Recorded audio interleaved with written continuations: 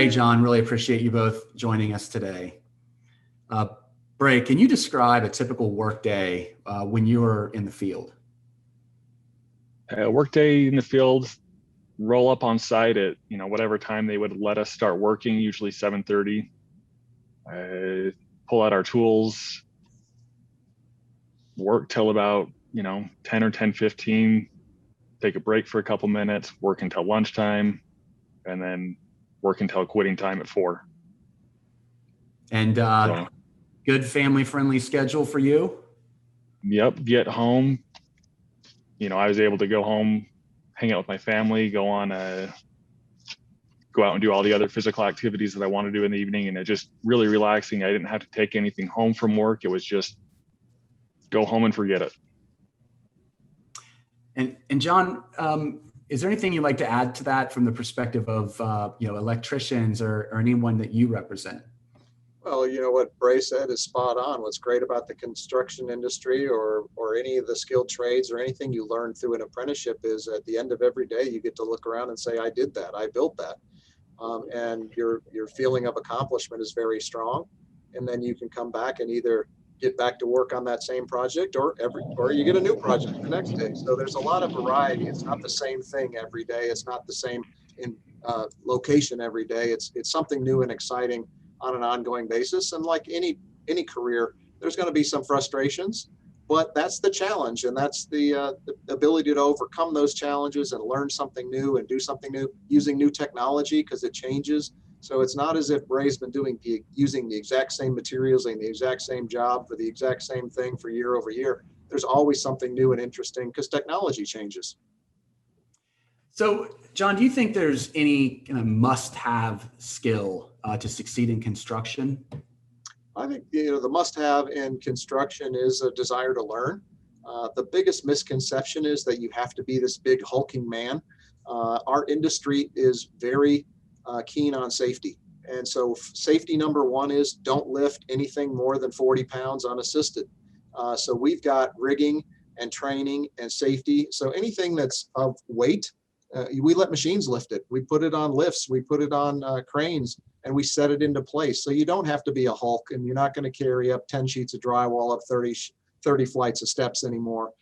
It's just a matter of wanting to learn the trade, being able to use the tools of the trade. And what's great about apprenticeship is you don't have to have any idea or any knowledge or really any base of experience going into it. You just have to have a wanting and willingness to learn and an interest in building things. And Bray, from your perspective, do you think there's any must-have skill in whether it's construction or just specifically to plumbing? I agree absolutely with what John said. The only thing I would add to that is just a little bit of communication. You've got to be able to talk to each other on the job site so that you're not, either screwing up each other's work or injuring yourself. Because miscommunication, I think that's the biggest time when injuries occur. And so this question's for you, Bray, at least to begin. What are the best parts of your career when you were in the field, and perhaps what were the worst? The best, I absolutely love this work. I started college. I did my generals in just a different field, and I was plumbing to pay my way through college. But I absolutely love building things, seeing progress and seeing a job all the way through. What are maybe some of the challenges?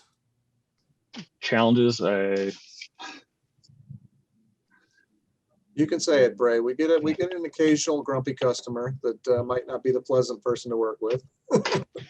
In my field, I did mostly new construction, so I didn't have to deal with people directly, which suited me just fine. But there were days that, everybody gets tired, and when you're tired, any job's rough. Just trying to meet deadlines that are nearly impossible and having to work overtime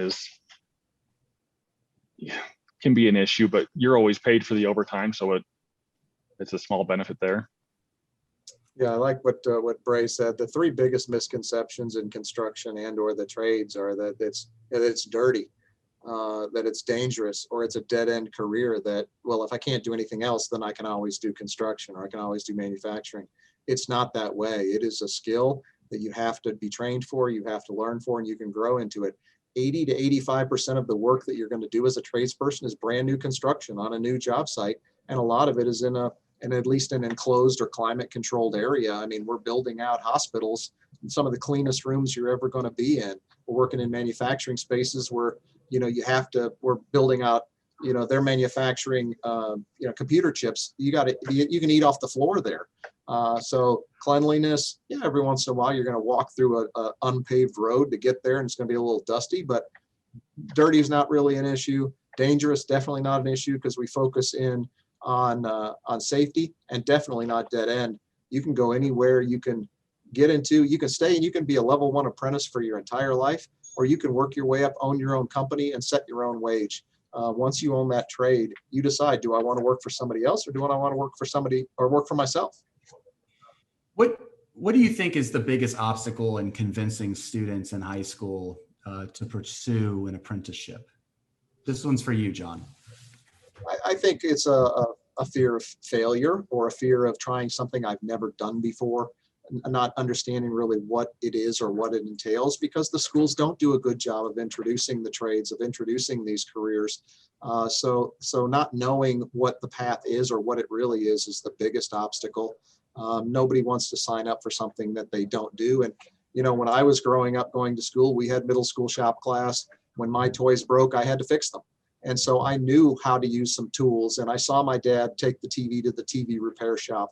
Young people today are growing up in a disposable society. When the iPhone breaks, we throw it in the trash, we buy a new one. When the TV stops working, we buy a new one. Something's toy is plastic, we throw it away. These are young people that have great skills that they just don't know they have. Ray, is there anything that when you think back to your path, were there anything, concerns that you might have had or hesitations before you decided to become a plumber? Concerns or hesitations? Man, you're asking me to go back a long ways. Looking back on it, I can't think of anything that I was really reserved about.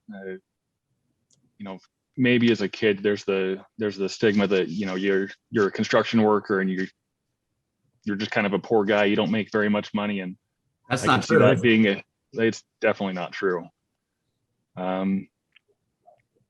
Yeah, I would add to that, Brian, is the one thing that I would want to make sure anybody who's seeing this or thinking about a career in any of the trades recognizes, give it a try. And if that trade doesn't work for you, don't give up on the entire industry. Before we started this call, Bray mentioned he's a plumber. I'm a terrible plumber, but I made a great living as an electrician. I'm also a really good painter, but I'm not a very good carpenter.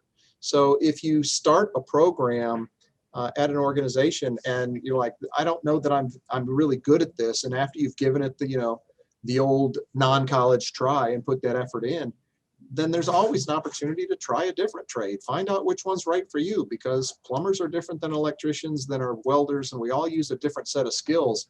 But there's so many trades and opportunities out there, and we have such a shortage of skilled trades workers that we wouldn't want you to give up on the entire industry. It's like if you go out for the football team and you're not the quarterback, that doesn't mean you can't be a heck of an offensive lineman or a great linebacker. Well said. Really appreciate having you both on today. Thank you. Thanks, Brian.